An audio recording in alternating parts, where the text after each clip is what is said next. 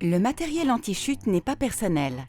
Après chaque engagement, il doit être nettoyé, contrôlé et remis en ordre pour un prochain engagement. Dans cette vidéo, tu vas apprendre à rétablir et entretenir ton équipement. Le matériel du sac anti-chute comprend une longe de maintien au travail, un enrouleur à rappel automatique, une longe double avec absorbeur d'énergie, un anti-chute mobile sur corde, un harnais de sécurité anti-chute et de maintien au travail, ainsi qu'un casque pour le travail en hauteur. Le matériel anti-chute est principalement composé d'équipements de protection individuelle, abrégé EPI. Chaque pièce comporte un numéro spécifique. Il est très important que tu t'assures de remettre les bonnes pièces dans le bon sac. Pour ce faire, aide-toi du carnet de contrôle. Prépare le casque en détendant toutes les sangles. Lave-le à l'eau tiède à 30 degrés au maximum. Tu peux y ajouter un peu de savon à pH neutre comme du savon de Marseille. Tous les autres produits d'entretien comme des solvants, détachants ou dégraissants sont trop puissants et risquent d'altérer la résistance du plastique de la calotte. Certains produits agréés par le fabricant peuvent être utilisés pour le nettoyage et la désinfection. N'utilise surtout pas de jet d'eau à haute pression.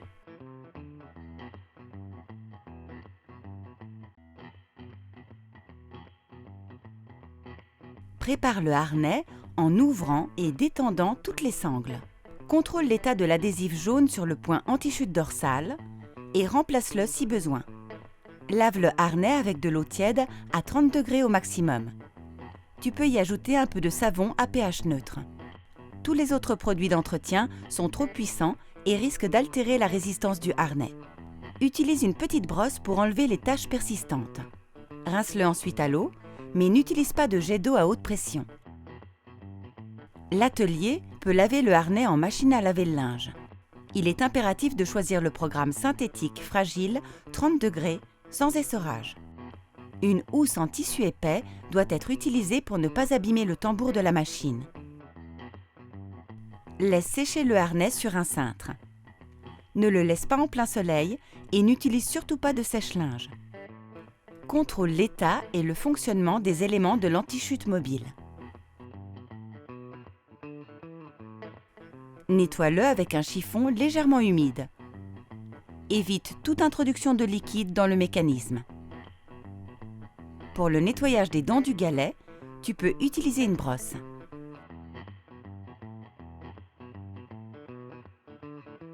Contrôle l'état et le fonctionnement des éléments de la longe double.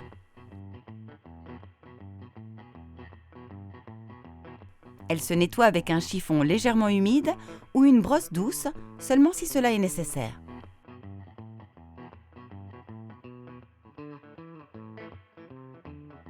Contrôle l'état et le fonctionnement des éléments de l'enrouleur à rappel automatique.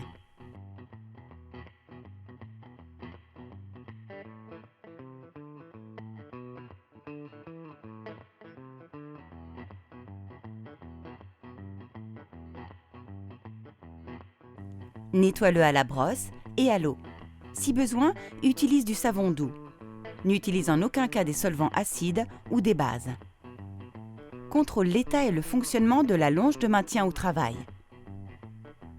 Elle se nettoie avec un chiffon légèrement humide et une brosse douce, seulement si cela est nécessaire. Comme l'anti-chute mobile sur corde, évite toute introduction de liquide dans le mécanisme. Souffle de l'air à l'intérieur du sac pour enlever les feuilles et la terre. Nettoie l'extérieur avec du produit à vitre.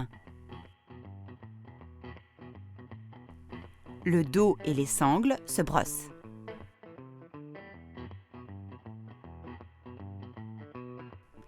Une fois que tout le matériel a été nettoyé et surtout bien séché, tu peux le ranger dans le sac anti-chute. Le spécialiste anti-chute doit inscrire un contrôle spécialiste dans le carnet. Voilà, tu es maintenant prêt à repartir pour d'autres missions.